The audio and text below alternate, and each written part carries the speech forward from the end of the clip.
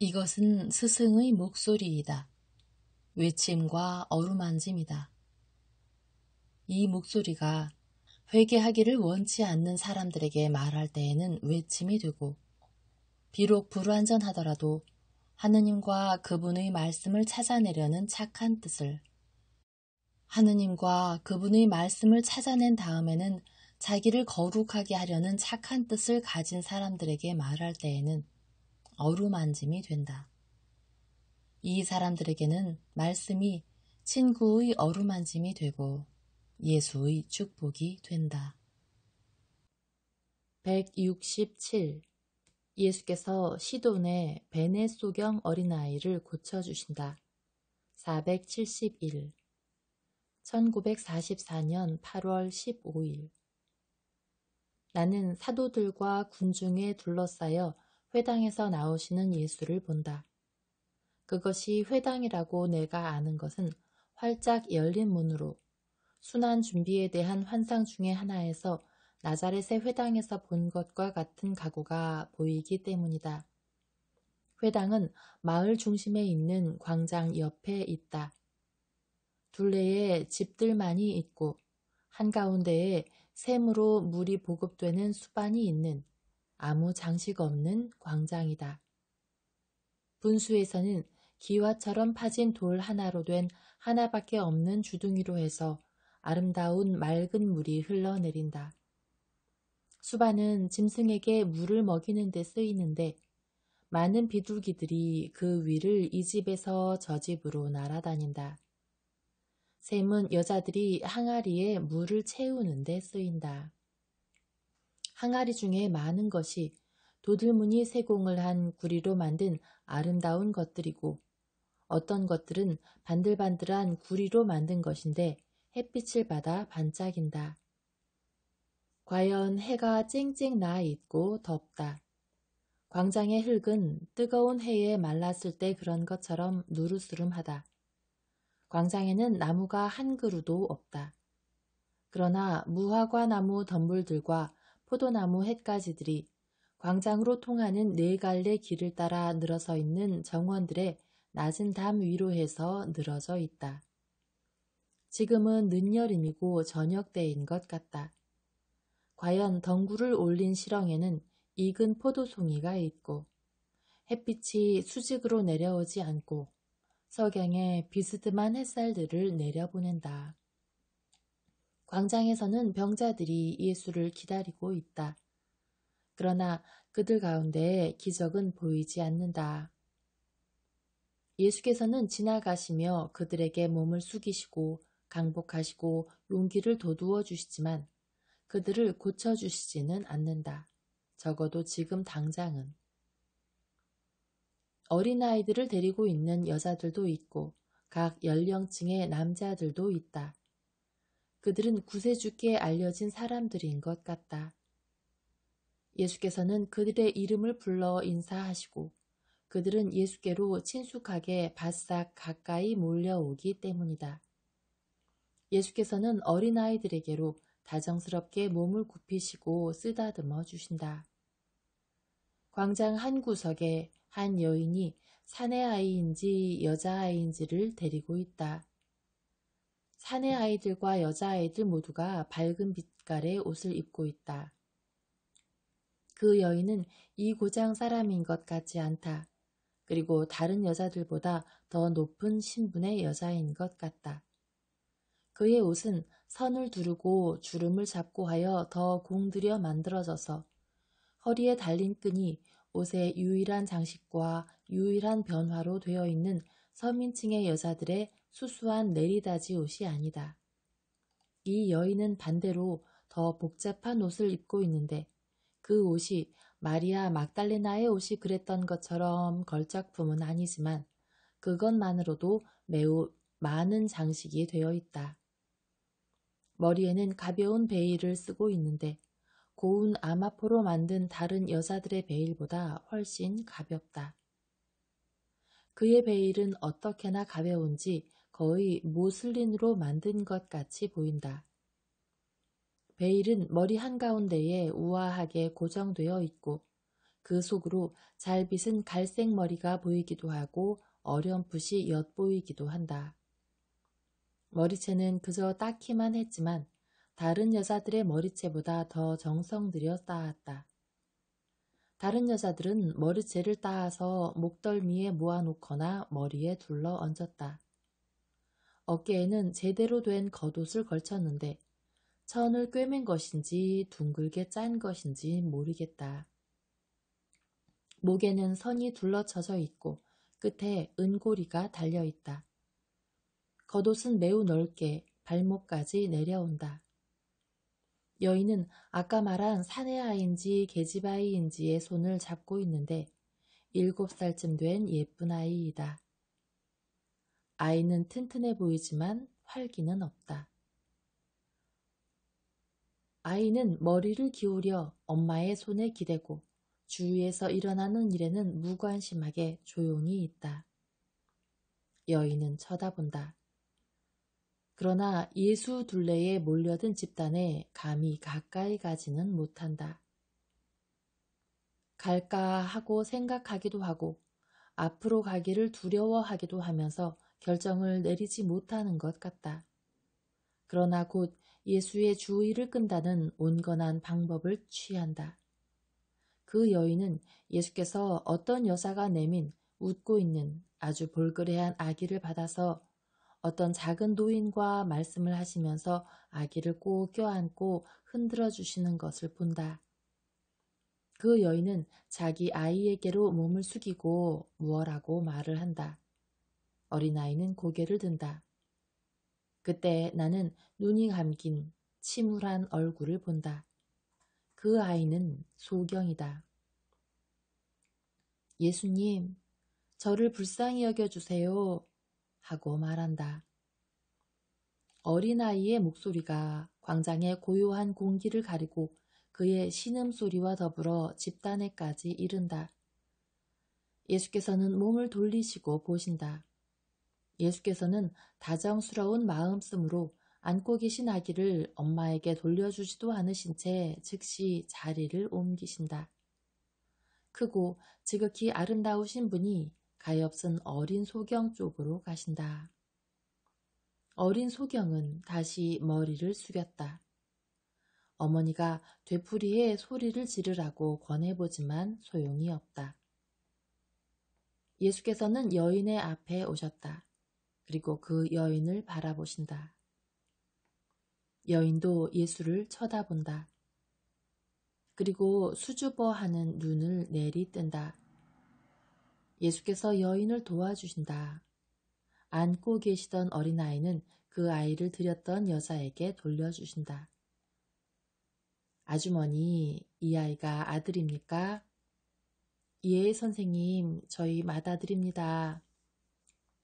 예수께서는 고개를 숙이고 있는 그의 머리를 쓰다듬어 주신다. 예수께서는 어린아이가 눈이 먼 것을 보지 못하시는 것 같다. 그러나 나는 예수께서 어머니가 분명히 청을 하게 하시려고 의도적으로 그러시는 거라고 생각한다. 그러니까 지극히 높으신 분께서 많은 아이를 주시고 우리 주님께 바친 사내 아이를 주셔서 아주머니의 집에 강복하셨군요. 저는 아들이 하나밖에 없습니다. 그리고 딸 셋이 있고요. 그런데 이제는 더 이상 아이를 가지지 못하게 됐습니다. 그 여인은 흐느낀다. 아주머니 왜 우십니까? 제 아들이 소경이어서 그럽니다, 선생님. 그래서 아들이 눈을 뜨기를 바라는 거지요. 아주머니, 믿을 수 있습니까? 예, 믿습니다, 선생님. 감겼던 눈을 선생님이 뜨게 하셨다는 말을 들었습니다. 하지만 제 어린아이는 날 때부터 눈이 말라붙어 있었어요. 예수님, 봐주세요. 눈꺼풀 아래에 아무것도 없습니다. 예수께서는 너무도 빨리 점잖게 된 아이의 작은 얼굴을 당신께로 드시고 엄지로 눈꺼풀을 쳐들고 보신다. 안에는 텅 비어 있다. 예수께서는 당신께로 돌린 작은 얼굴을 한 손으로 잡으신 채 다시 말씀을 시작하신다. 그러면 왜 왔습니까? 그건 제 아이의 경우는 더 어렵다는 것을 압니다. 하지만 선생님께서 저희가 기다려온 바로 그분이시라면 하실 수 있습니다. 선생님의 아버지께서는 세상을 만드셨는데 선생님께서 제 아이에게 눈동자 2개를 만들어주지 못하시겠습니까? 아주머니는 내가 지극히 높으신 주님이신 아버지에게서 왔다는 것을 믿습니까? 그것도 믿고 선생님은 무엇이든지 하실 수 있다는 것도 믿습니다. 예수께서는 그 여인에게 있는 믿음과 그 믿음의 순수함을 평가하기 위한 것처럼 그 여인을 들여다보신다. 그리고 미소를 지으시며 말씀하신다. 얘야, 내게 오너라. 그리고 그의 손을 잡아 어떤 집 앞에 길을 따라 쌓아 올린 반미터쯤 되는 낮은 담으로 데려가신다. 그 낮은 담은 이곳에서 모퉁이를 이루고 있는 길에서 집을 보호하기 위한 일종의 흉벽이다. 어린아이가 낮은 담 위에 자리를 잘 잡고 난 다음 예수께서는 정색을 하시고 위엄 있게 되신다. 군중은 예수와 어린아이와 불안해하는 어머니를 애워싼다. 나는 좀 더 밝은 빛깔의 옷 위에 매우 짙은 파란색 겉옷에 감싸이신 예수를 비스듬히 옆모습으로 본다. 예수의 얼굴은 영감을 받은 모습이다. 예수께서는 어떤 기적적인 능력을 드러내실 때에는 항상 그러신 것처럼 더 커 보이시고 더 튼튼해 보이기까지 하신다. 그런데 지금은 예수께서 가장 위험 있어 보이신 때의 하나이다. 예수께서는 2 손을 펴서 어린아이의 머리 위에 얹으신다. 그러나 2 엄지는 빈 눈구멍 위에 얹으신다. 그리고 고개를 들고 골똘히 기도하신다. 그러나 입술은 움직이지 않으신다. 분명히 당신 아버지와 대화를 나누시는 것이다. 그러고 나서 말씀하신다. 눈을 떠라. 명령이다. 그리고 주님을 찬미하여라. 그리고 여인에게는 당신의 믿음이 상을 받기 바랍니다. 여기 당신의 명예와 당신의 평화가 될 당신의 아들이 있습니다. 이 아들을 남편에게 보이시오. 그러면 그가 당신의 사랑으로 돌아올 것이고 당신의 집은 새로운 행복의 나날을 맛볼 것입니다. 예수의 엄지가 떨어지자 빈 눈구멍 대신에 선생님의 눈과 같이 짙은 파란 빛깔의 훌륭한 2 눈이 새까만 머리카락이 늘어진 아래에서 놀라서 행복하게 자기를 뚫어지게 바라다 보는 것을 보고 여인은 날카로운 기쁨의 함성을 지른다. 그러나 또 한 번 다른 소리를 지르고 아들을 꼭 껴안은 채 선생님의 발 앞에 무릎을 꿇고 말한다. 선생님께서 아시는군요. 아, 선생님은 정말 하나님의 아들이십니다. 그리고 예수의 옷과 샌들에 입맞춤하고 나서 기쁨으로 빛나게 된 얼굴을 쳐든다. 그 여인은 이렇게 말한다. 여러분, 다들 들으세요. 저는 멀리 떨어져 있는 시돈 땅에서 왔습니다. 다른 어떤 어머니가 나자렛 선생님 이야기를 저에게 해주었기 때문에 왔습니다. 유다인이고 상인인 제 남편은 로마와의 무역을 위해서 그 도시의 지점들을 가지고 있습니다. 부유하고 율법에 충실한 남편이지만 제가 불행한 아들을 낳아준 다음에 딸 셋을 낳아주고 그 다음에는 아기를 가지지 못하게 되자 저를 사랑하지 않게 되었습니다. 남편은 집을 멀리 했습니다. 그래서 저는 버림을 받지 않았으면서도 버림받은 것과 같은 처지에 있었습니다. 저는 남편이 다른 여자에게서 장사를 계속하고 아버지의 재산을 누릴 능력이 있는 자식을 얻기 위해서 저에게서 해방되기를 원하고 있다는 걸 벌써 알고 있었습니다. 저는 떠나기 전에 남편을 찾아가서 말했습니다. 여보, 기다려주세요. 제가 돌아오기를 기다려주세요. 만일 제가 여전히 소경인 아들을 데리고 돌아오거든 저를 버리세요. 하지만 그렇지 않은 경우에는 제 마음에 치명상을 주지 마시고 당신의 아이들에게 아버지 노릇을 거부하지 말아주세요. 그러니까 남편은 제게 맹세를 했습니다. 여보, 만일 당신이 건강한 아이를 데리고 돌아오면 당신의 배가 그 아이에게 눈을 주지 못했는데 당신이 어떻게 그렇게 할 수 있는지는 모르겠지만 나는 우리의 처음 사랑했던 시절같이 당신에게로 돌아가리라는 것을 주님의 영광을 위하여 맹세하오 하고요.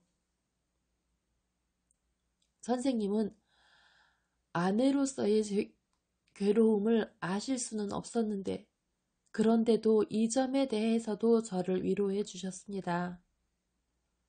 하느님께 그리고 선생님이시여 왕이신 주님께 영광이 있기를 바랍니다.